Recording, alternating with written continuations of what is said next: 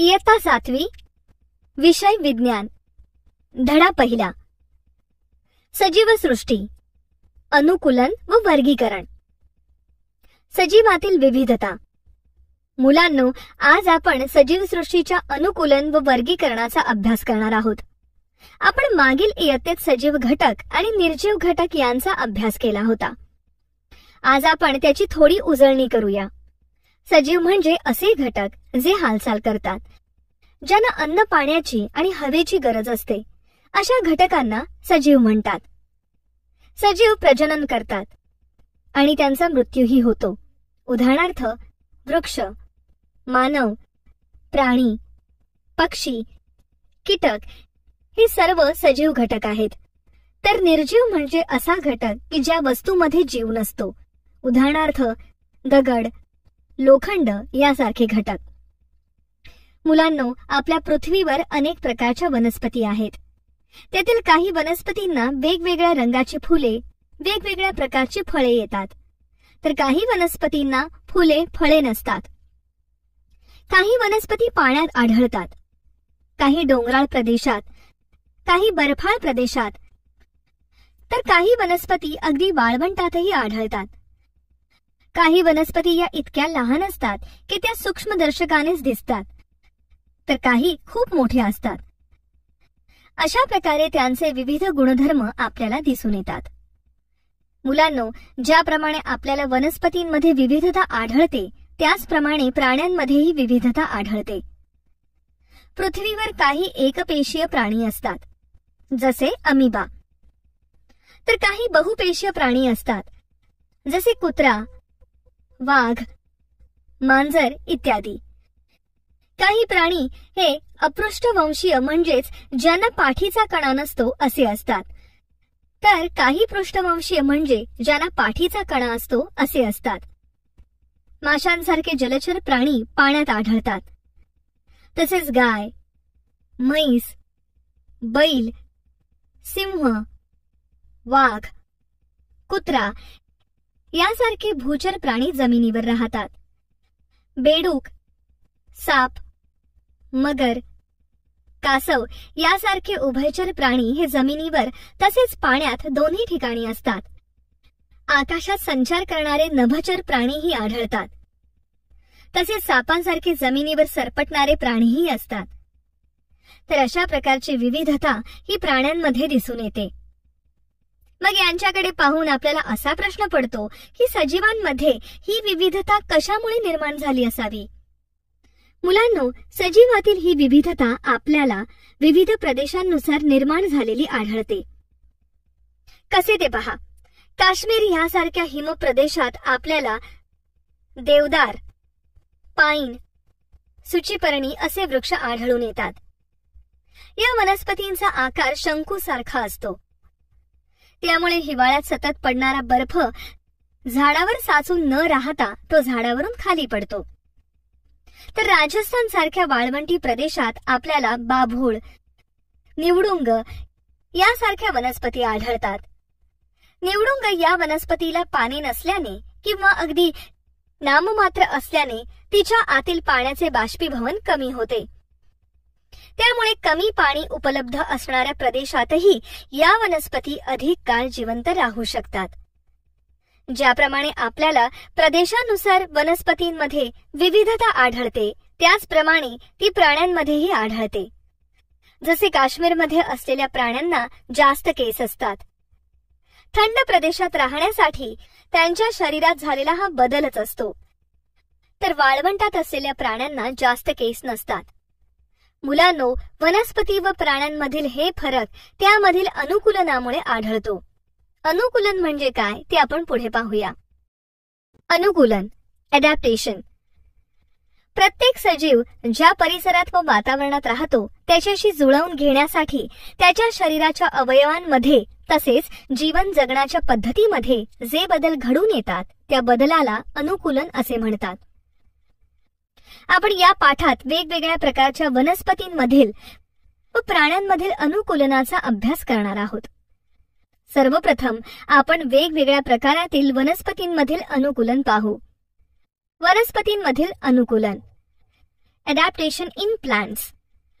मुलांनो, हा तक्ता पहा. याचे नीट निरीक्षण करा.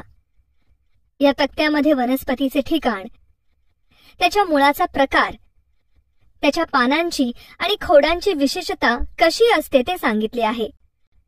वनस्पती कमळ, ठिकाण पाणी, मुळाचा प्रकार तंतुमय, पानांची विशेषता गोलाकार, पसरट, मोठी, मेणसट थर असलेली, खोडाची विशेषता जाडसर कंद, वनस्पती निवडुंग, ठिकाण उष्ण वाळवंट, मुळाचा प्रकार खोलवर गेलेली, पानांची विशेषता काटेरी, मेणसट थर, खोडाची विशेषता जाड आणि मांसल हिरवे, वनस्पती वड, ठिकाण जमीन, मुळाचा प्रकार काही मुळे जमिनीत, काही पारंब्या, पानांची विशेषता मोठी आणि हिरवी, खोडाची विशेषता टणक, उंच. मुलांना, या तक्त्यावरून तुम्हाला हे समजले आहेच की कोणत्या वनस्पती कोणत्या प्रदेशात आढळतात आणि त्यांच्या विशेषता काय आहेत. चला तर आपण या एकेका प्रदेशानुसार वनस्पतींच्या अनुकूलनाची माहिती घेऊ. जलीय वनस्पतींमधील अनुकूलन. मुलांनो, नदीतील पाण्यात किंवा तलावाच्या पाण्यात कोणत्या वनस्पती आढळतात सांगा बरं. कमळ, शैवाल. बरोबर. तर मुलांनो, संपूर्णतः किंवा अंशतः पाण्यात वाढणाऱ्या किंवा पाण्याच्या पृष्ठभागावर तरंगणाऱ्या वनस्पतींना किंवा अधिक पाणी असलेल्या जमिनीत म्हणजेच दलदलीत वाढणाऱ्या वनस्पतींना जलीय वनस्पती म्हणतात. या वनस्पती मुख्यतः समुद्र, नद्या, ओहोळ, तलाव, सरोवर, डबकी अशा ठिकाणी आढळतात. या वनस्पती पाण्यात वाढत असल्याने त्यांची मुळे पाण्यात तळाशी मातीत रुजलेली असतात, खोडे पाण्यात बुडलेली असतात आणि त्यांची पाने, फुले पाण्यावर तरंगत असतात. काही वनस्पती तर मुळासकट पाण्यावर तरंगत असतात. तुम्ही सांगितलेल्या कमळासारख्या वनस्पतींचे देठ मऊ, पोकळ आणि लवचिक असतात. यातील बऱ्याच वनस्पतींच्या पानांवर आणि खोडावर मेणसट पदार्थांचा थर असतो. लवाळेसारख्या वनस्पतींची पाने अरुंद व रिबिनीसारखी पातळ असतात. त्यामुळे या वनस्पती पाण्याचा वेगवान प्रवाह सहन करू शकतात. त्यांची पाने प्रवाहाला आडकाठी करत नाहीत. लवचिक खोड असल्याने नदीला पूर आला तरी त्या वनस्पती तग धरू शकतात. तुम्हाला माहित आहे का की अळू किंवा कमळाच्या पानांच्या पृष्ठभागांवरून पाणी का ओघळून जाते? त्यांची पाने पाण्यामुळे सडून का जात नाहीत? तसेच या वनस्पतींची मुळे आकाराने लहान व तंतुमय का असतात? नाही माहित? बरं, मी सांगते. पहा, आपण हे तर पाहिले की अळू आणि कमळाच्या पानांवर आणि लांब देठाप्रमाणे असलेल्या खोडांवर मेणसट पदार्थांचा पातळ थर असतो. या थरामुळे त्या पानात पाणी शोषून घेतले जात नसून ते ओघळून जाते. शिवाय या पानांना पर्णरंध्रे नसतात. त्यामुळे पाणी पानाच्या आत शिरू शकत नाही. म्हणून अशा वनस्पतींची पाने पाण्यामुळे सडून जात नाहीत. मुळांचे मुख्य कार्य म्हणजे पाणी शोषून घेणे आणि वनस्पतीला घट्ट रोवून ठेवणे. जलीय वनस्पती सततच पाण्यात असतात. त्यामुळे खोल जाऊन पाणी शोषण करण्याचे आणि आधार देण्याचे काम जलीय वनस्पतीच्या मुळांना आवश्यक नसते. म्हणूनच त्यांची मुळे आकाराने लहान आणि तंतुमय असतात. वाळवंटी प्रदेशातील अनुकूलन. आपण जलीय वनस्पतींमधील अनुकूलन पाहिले. आता आपण वाळवंटी प्रदेशातील वनस्पतींचे अनुकूलन पाहू. यासाठी प्रथम आपण एक प्रयोग करून बघू. 2 कुंड्या घ्या. एकामध्ये निवडुंगाचे रोपटे आणि दुसऱ्या कुंडीत कोणतीही भरपूर पाने असणारी वनस्पती घ्या. आता दोन्ही कुंड्यांमधील वनस्पतींच्या पानांभोवती प्लास्टिकच्या पिशव्या सैलसर बांधा आणि या दोन्ही कुंड्या सकाळपासून उन्हात ठेवा. मग दुपारी त्या कुंड्यांचे निरीक्षण करा आणि पहा या दोन्ही कुंड्यांमध्ये काय फरक दिसतो आहे. तुम्हाला दिसेल की दोन्ही पिशव्यांमध्ये बाष्प जमा झाले आहे, पण निवडुंगाच्या पानातील पिशवीत कमी बाष्प जमा झाले आहे. असे होते कारण वाळवंटी प्रदेशातील वनस्पतींना पाने नसतात किंवा असल्यास ती खूप बारीक सुईसारखी असतात.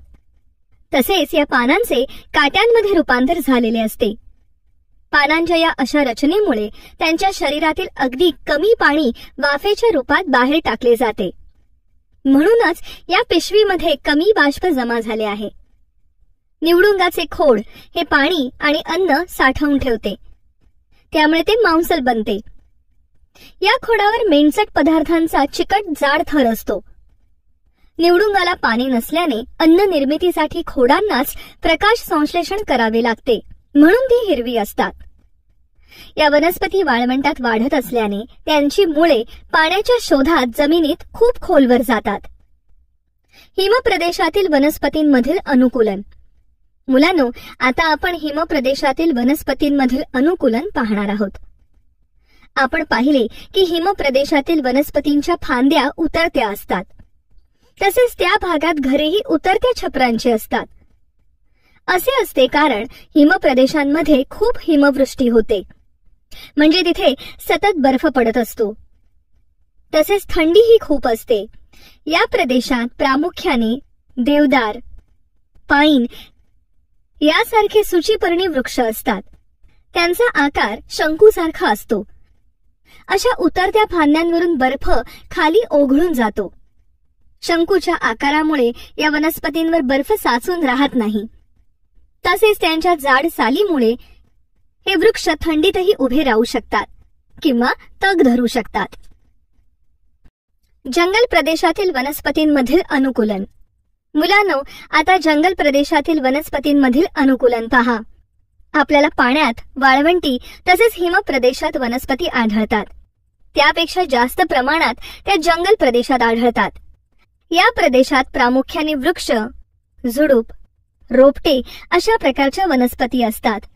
तुम्हाला तर माहीतच आहे की जंगले ही घनदाट असतात, त्यामुळे तेथे सूर्यप्रकाश सहज पोहोचत नाही. म्हणून या जंगलातल्या वनस्पती सूर्यप्रकाश मिळवण्यासाठी उंच वाढतात. थोडक्यात ते सूर्यप्रकाश मिळवण्यासाठी स्पर्धा करतात. या वृक्षांसोबत काही लहान लहान वेली वृक्षांचा आधार घेऊन वाढत असतात. वेली वाढत असताना काही वेलींच्या खोडांवर तणावे निर्माण होतात. हे खोडांवरील तणावे म्हणजेच या वनस्पतींमधील अनुकूलनच होय. तणावे म्हणजे वेलींचा आधार पकडण्यासाठी निर्माण झालेला स्प्रिंग सारखा अवयव. गवताळ प्रदेशातील वनस्पतींमधील अनुकूलन. गवताळ प्रदेशात गवतांचे वेगवेगळे प्रकार आणि खुरटी झुडपे आढळतात. या गवतांना तंतुमय मुळे असतात. ही मुळे मातीला घट्ट धरून ठेवतात, त्यामुळे जमिनीची धूप होत नाही.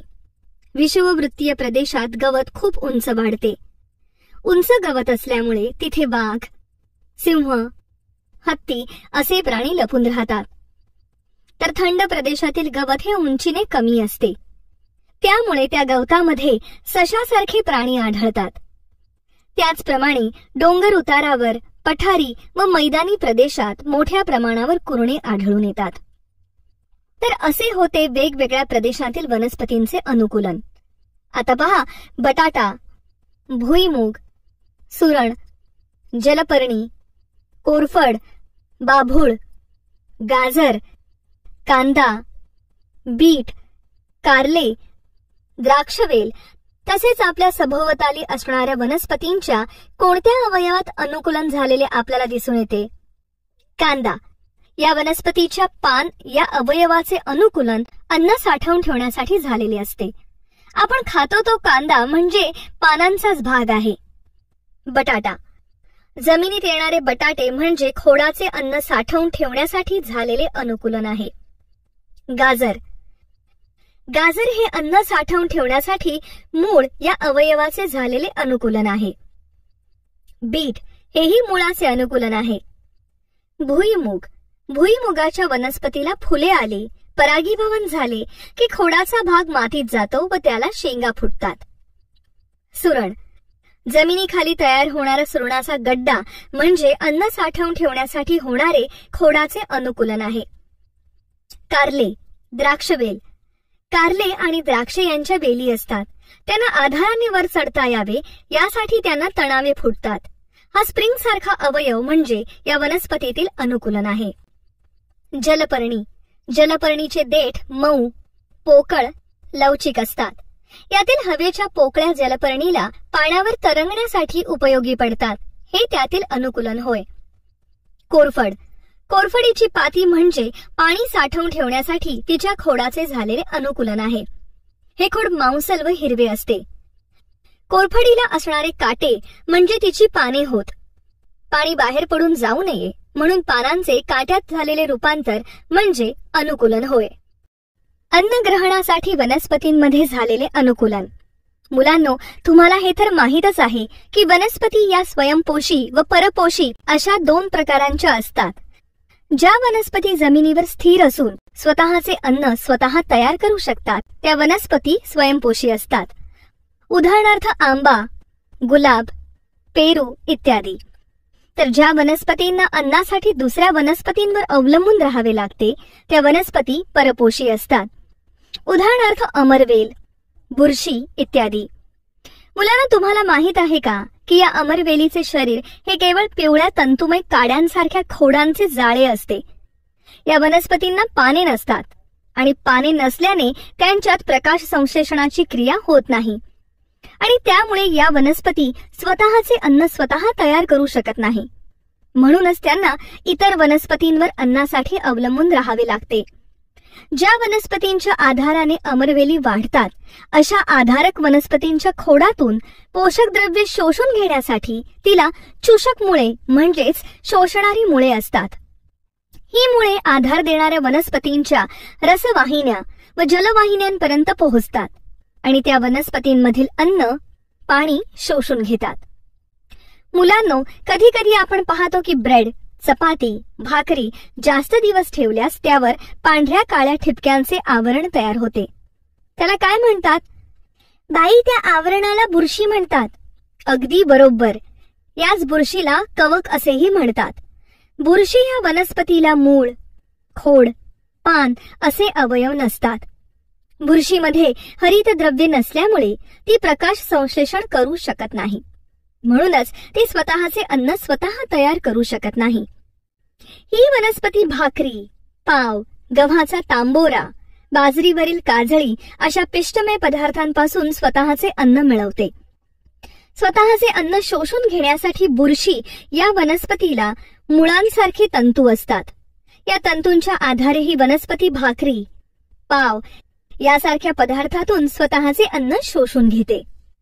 कोणत्याही वनस्पतींना त्यांच्या वाढीसाठी नायट्रोजन, फॉस्फरस व पोटॅशियम या घटकांची आवश्यकता असते. पण अशा काही जमिनी असतात जिच्यात नायट्रोजनचे प्रमाण कमी असते.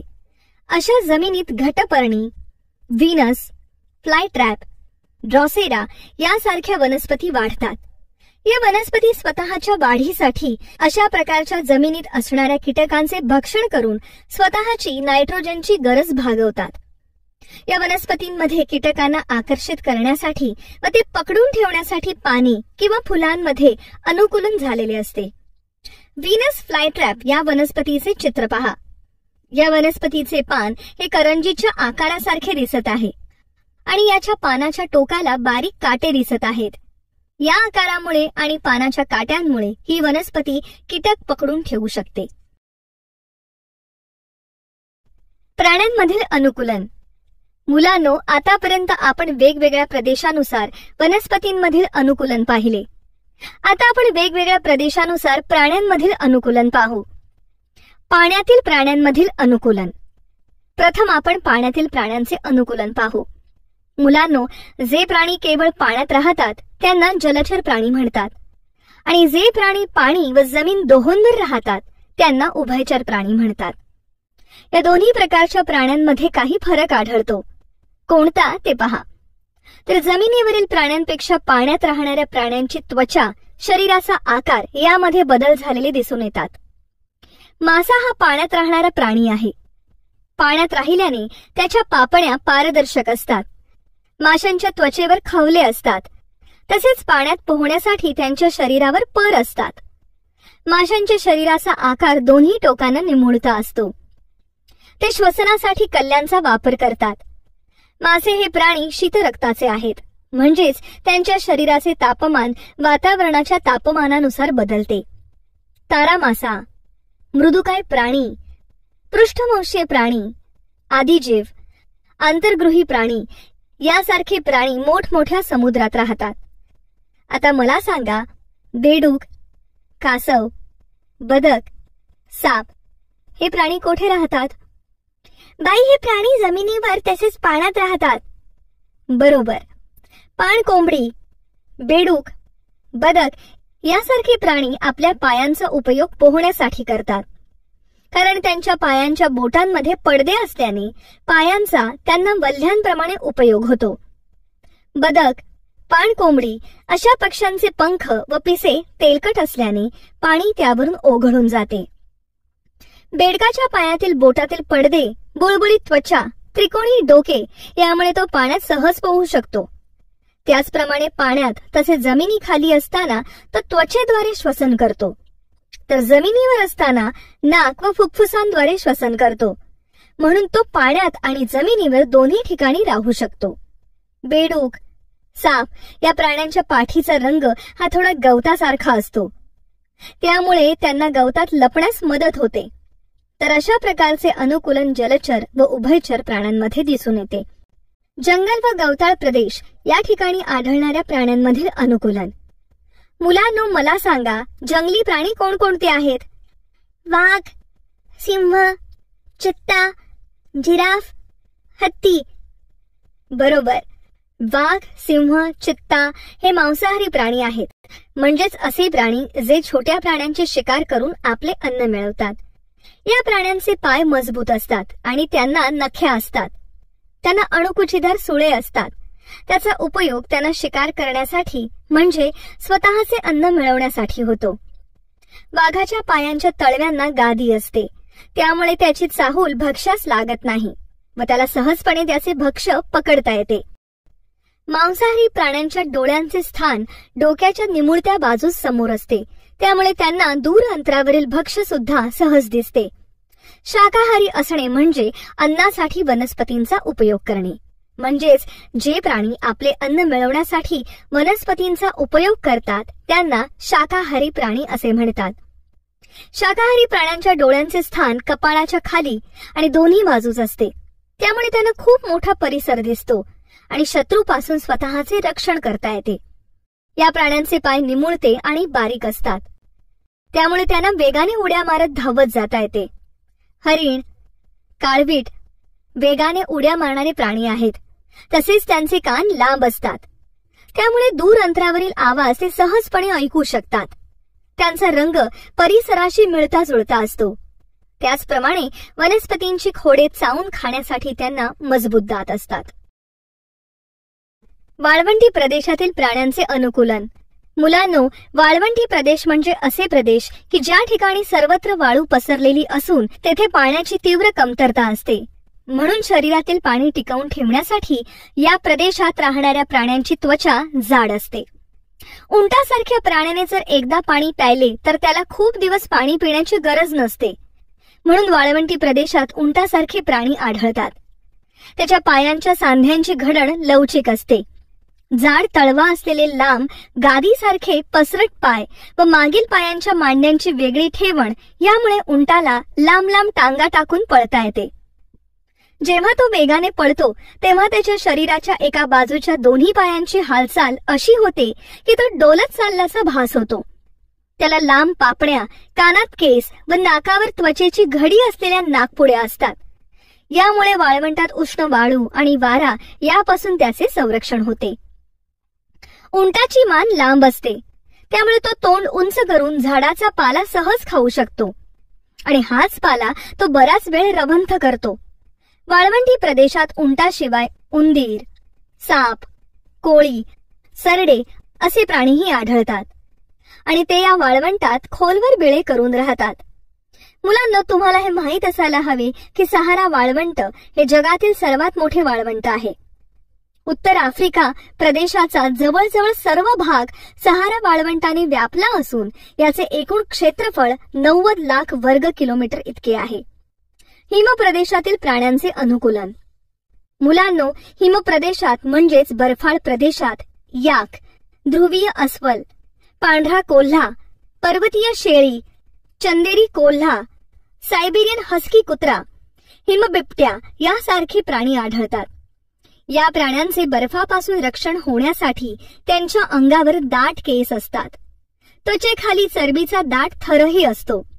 तसेच त्यांच्या शरीराचे पांढरे किंवा चंदेरी रंग हे त्यांचे वैशिष्ट्य आहे.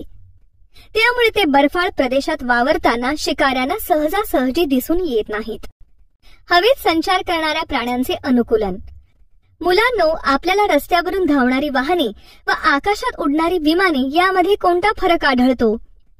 तर रस्त्यावरून चालणाऱ्या वाहनांना चाके असतात आणि आकाशात उडणाऱ्या विमानांना पंख असतात. विमानाप्रमाणेच आकाशात उडणाऱ्या पक्ष्यांचे शरीर देखील दोन्ही टोकांना निमुळते झालेले असते. त्यामुळे उडताना त्यांना हवेचा कोणत्याही प्रकारचा अडथळा येत नाही. पक्ष्यांना शरीरावर पिसांचे आवरण असून त्यांना पायाची एकच जोडी असते. समोरच्या पायांचे पंखात रूपांतर झालेले असते. त्यांची हाडे पोकळ असल्याने शरीरे हलकी आणि उडण्यासाठी अनुकूलित झालेली असतात. म्हणून त्यांना सहज उडता येते. झुरळासारख्या कीटकाला बारीक काडीसारखे 6 पाय असतात. तसेच त्यांचे शरीरही पोकळ आणि निमुळते असते. त्यांनाही पंखांच्या 2 जोड्या असतात. अशा या रचनेमुळे कीटक हवेत उडू शकतात. त्याचप्रमाणे वटवाघळांना पंख असतात, पण त्यांच्या अंगावर पिसे नसतात. त्यांच्या पुढच्या पायांच्या बोटांमध्ये त्वचेचे पडदे असल्याने ते उडू शकतात. वटवाघळांना दिवसा दिसत नाही, तर त्यांना रात्रीचे दिसते. त्यामुळे काही वटवाघळे डोंगराच्या अंधाऱ्या गुहांमध्येही राहतात. तर अशा प्रकारे हवेत उडणाऱ्या या प्राण्यांच्या शरीरामध्ये अनुकूलन होत असते. सरपटणाऱ्या प्राण्यांमधील अनुकूलन. मुलांनो, साप, कासव, मगर, सरडा यासारखे सरपटणारे प्राणी आपण आपल्या परिसरात पाहतो. यातील सापांचे वैशिष्ट्य म्हणजे त्यांना कुठल्याही प्रकारचे हात अथवा पाय नसतात. हात व पाय नसल्याने ते जमिनीवर नागमोडी आकारात सरपटतात. त्याचप्रमाणे सापांच्या त्वचेवर सरपटण्यासाठी विशिष्ट खवले असतात. पाल, सरडा, मगर हे प्राणी सरपटण्यासाठी स्नायूंचा उपयोग करतात. त्याचप्रमाणे त्यांच्या अंगावर खवले असतात आणि त्यांचे पंजे नखवाले आणि पातळ असतात. अन्न ग्रहणासाठी प्राण्यांमध्ये झालेले अनुकूलन. मुलांनो, आपण नेहमी व्हेज आणि नॉनव्हेज असे शब्द ऐकतो. मला सांगा, व्हेज आणि नॉनव्हेज म्हणजे काय? बाई, व्हेज म्हणजे शाकाहारी आणि नॉनव्हेज म्हणजे मांसाहारी. अगदी बरोबर. प्राण्यांचे वर्गीकरण शाकाहारी आणि मांसाहारी अशा 2 गटात केले जाते. शाकाहारी प्राणी हे वनस्पतींचा अन्न म्हणून उपयोग करतात, तर मांसाहारी प्राणी हे अन्नासाठी इतर प्राण्यांचा उपयोग करतात. हे अन्न मिळवण्यासाठी या दोन्ही प्रकारच्या प्राण्यांच्या शरीरात विशिष्ट असे बदल झालेले असतात आणि त्या बदलांमुळे त्यांना अन्न ग्रहण करणे सोपे जाते. उदाहरणार्थ, बेडकाची जीभ लांब असल्याने तो आपल्या लांब जिभेने पटकन कीटक पकडतो आणि चटकन गिळतो. साप, उंदीर बेडूक गिळतो. पक्षी त्यांच्या चोचीने किडे, फळे खातात. डासाला दंश करण्यासाठी सुईसारखा अवयव असतो आणि रक्त शोषून घेण्यासाठी नळीसारखा अवयव असतो. फुलपाखरू फुलातील मध पितात. अशा प्रकारे हे सर्व प्राणी त्यांचे भक्ष्य मिळवतात. मुलांनो, आपण विविध प्रदेशातील प्राण्यांचे अनुकूलन पाहिले. मग आता मी तुम्हाला काही प्राण्यांमधील अनुकूलन सांगते. तुम्ही या माहितीवरून आपल्या परिसरातील कोणत्या प्राण्यांमध्ये असे अनुकूलन झाले आहे आणि त्या अनुकूलनाचा या प्राण्यांना काय उपयोग होतो याची माहिती तक्त्यात लिहा. पहिले अनुकूलन आहे तीक्ष्ण सुळे. बाई, तीक्ष्ण सुळे सिंह किंवा वाघ यासारख्या प्राण्यांमध्ये असतात आणि या सुळ्यांचा उपयोग त्यांना आपल्या भक्ष्याचे मांस फाडून काढण्यासाठी होतो. बरोबर. आता आहे टोकदार लांब चोच. टोकदार लांब चोच खंड्या, करकोचा यासारख्या पक्ष्यांना असते. पाण्यातील भक्ष्य पकडण्यासाठी त्यांना या चोचीचा उपयोग होतो. बरोबर. आता सांगा, आखूड चोच. आखूड चोच ही चिमणीला असते. जमिनीवरील दाणे टिपण्यासाठी तिला या चोचीचा उपयोग होतो. बरोबर. सांगा, लांब चिकट जीभ. बाई, लांब चिकट जीभ ही सरडा, बेडूक या प्राण्यांना असते. त्यांना कीटक भक्षणासाठी या जिभेचा उपयोग होतो. आता शेवटचे लांब मान. लांब मान जिराफ, शहामृग, उंट यांना असते. शहामृगाला दूरवर नजर टाकण्यासाठी तर जिराफ आणि उंटाला उंच झाडावरची पाने खाण्यासाठी या उंच मानेचा उपयोग होतो. अगदी बरोबर. परिसर साधर्म्यासाठी प्राण्यांमध्ये झालेले अनुकूलन. पहा मुलांनो, तुम्ही सरडे किंवा नाकतोडे पाहिले असतील, पण विविध रंगांचे मोठमोठे सरडे, नाकतोडे आपल्याला सहज दिसत नाहीत, कारण ते जंगलात असतात. हे प्राणी वनस्पतींवर, गवतामध्ये किंवा झाडाच्या खोडावर असतात. सरडा त्यांच्या शरीराचा रंग आजूबाजूच्या रंगाशी मिळता जुळता करू शकतो. हे त्याच्यात होणारे अनुकूलनच आहे. उदाहरणार्थ, जर गवत वाळलेले असेल तर सरड्याचा रंग हा वाळलेल्या गवतासारखा बदलतो. तेच गवत हिरवे किंवा हिरव्यागार झाडावर सरडा असेल तर त्याचा रंग हिरव्या रंगात बदलतो. अशा प्रकारे परिसराशी सारखेपणा स्वीकारण्यासाठी प्राण्यांमध्ये अनुकूलन होते. त्यामुळे त्यांना शत्रूपासून स्वतःचा बचाव करणे सोपे जाते. तर मुलांनो, आतापर्यंत आपण ज्या विविध प्राण्यांमधील व वनस्पतींमधील अनुकूलन पाहिले आहे, त्यावरून आपल्याला असे समजते की अधिवासानुसार, भौगोलिक परिस्थितीनुसार, विशिष्ट परिसरात जगण्यासाठी, प्रजनन करण्यासाठी, स्वतःला टिकवण्यासाठी, अन्न मिळवण्यासाठी, शत्रूपासून स्वतःचे रक्षण करण्यासाठी वेगवेगळ्या प्राणी व वनस्पतींच्या अवयवांमध्ये व शरीर क्रियेमध्ये होत असलेल्या बदलांना अनुकूलन असे म्हणतात. तसेच अनुकूलन ही लगेच होणारी प्रक्रिया नसते, तर ही प्रक्रिया निरंतरपणे चालणारी असते. हजारो वर्षांपूर्वी अस्तित्वात असलेले प्राणी व आजचे प्राणी यांच्या शरीरात दिसणारे बदल हे परिस्थितीनुसार झालेले अनुकूलनच आहे. डार्विनचा उत्क्रांती सिद्धांत. मुलांनो, चार्ल्स रॉबर्ट डार्विन या शास्त्रज्ञाचा जन्म 12 फेब्रुवारी 1809 रोजी झाला. चार्ल्स रॉबर्ट डार्विन हा ब्रिटिश जीवशास्त्रज्ञ होता. त्याला उत्क्रांतीवादाचा जनक समजले जाते. त्याने मांडलेल्या उत्क्रांतीवादाच्या सिद्धांताने जगातील जीवसृष्टीच्या उत्पत्ती आणि विकासाची कशी प्रगती होत गेली हे शास्त्र शुद्ध रीतीने उलगडून दाखवता आले. चार्ल्स डार्विन या जीवशास्त्रज्ञाने अनेक प्रकारच्या प्राण्यांचा आणि वनस्पतींचा अभ्यास करून असे सुचवले की जे सजीव त्यावेळच्या पर्यावरणात जगण्यास सर्वात जास्त सक्षम होते, तेच सजीव पुढील काळात टिकण्याची शक्यता सर्वात जास्त असते. यालाच सक्षम तोच टिकेल सिद्धांत म्हणतात. डार्विनचा हा पहिला सिद्धांत आहे.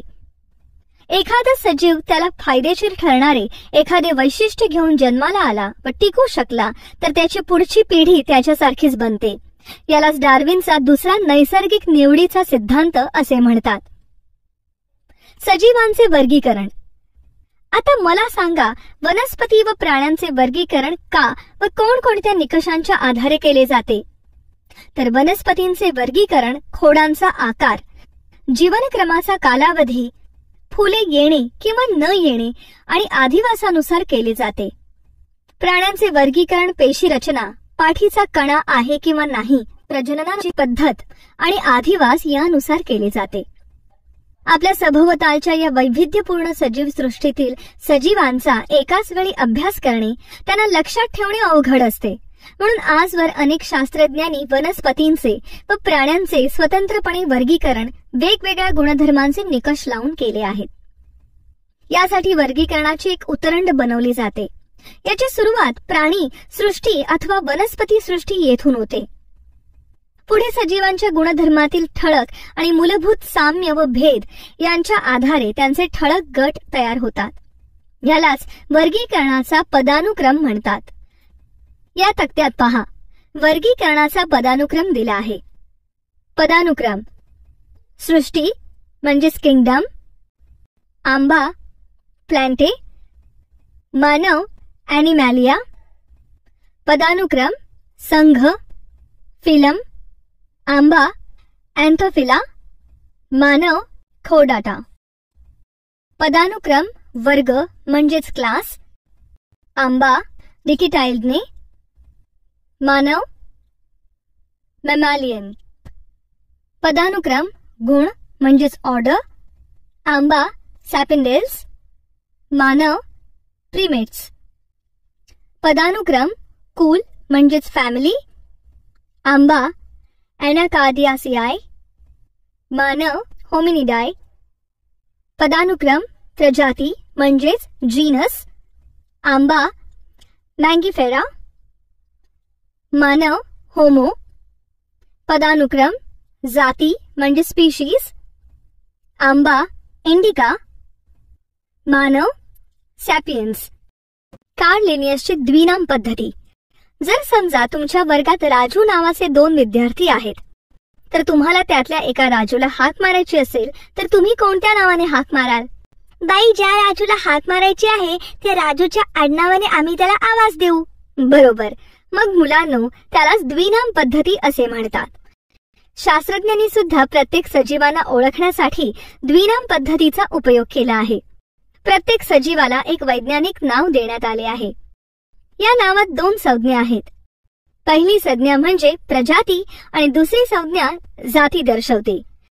एका प्रजातीतील सजीव इतके सारखेच असतात की त्यांच्यात रंग, उंची, शेपटीची लांबी यामध्ये जरी वेगळेपण असले तरी त्यांच्यात संकर होतो. तसेच प्रजनन आणि वंशवृद्धी सुद्धा होते. उदाहरणार्थ, जगभरातील सर्व मांजरे, कोंबडी, गाय, कुत्रा तर वनस्पतींमध्ये आंबा, मका, गहू हे एकाच प्रजातीत मोडतात. तसेच दुसरी संज्ञा आहे जात. उदाहरणार्थ, मांजर आणि वाघ या दोघांनाही शेपूट असते. त्यांचा रंग सुद्धा थोडा थोडा सारखा असतो, पण त्या दोघांचीही जात वेगळी आहे. म्हणून आपण मांजरीला आणि वाघाला लगेच ओळखू शकतो. मुलांनो, वनस्पती व प्राणी सृष्टीतील द्विनाम पद्धतीने कसे वर्गीकरण केले आहेत त्याची काही उदाहरणे या तक्त्यात दिली आहेत, ती आपण पाहूयात. सजीव कुत्रा, वैज्ञानिक नाव कॅनिस फॅमिलियरिस. सजीव गाय, वैज्ञानिक नाव बोस्टॉरस. सजीव जास्वंद, वैज्ञानिक नाव हिबिस्कस रोजा सायनेसनिस. सजीव ज्वारी, वैज्ञानिक नाव सॉर्गम वल्गेर.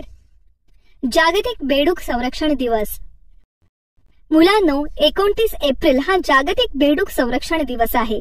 बेडकांना मारणे, त्यांना इजा पोहोचवणे यावर वन्यजीव संरक्षण कायद्यानुसार बंदी आहे. एखाद्या विशिष्ट दिवशीच प्राण्यांचे संरक्षण हे आपले कर्तव्य नसते, तर नेहमी त्यांचे संरक्षण केले पाहिजे. तसेच वनस्पतींचीही काळजी घेतली पाहिजे. जर प्राणी आणि वनस्पती हळूहळू नष्ट झाले तर निसर्गातील पर्यावरणाचा समतोल बिघडण्यास वेळ लागणार नाही. त्यामुळे नेहमी एक गोष्ट लक्षात ठेवा की वनस्पती आणि प्राण्यांची काळजी घ्या.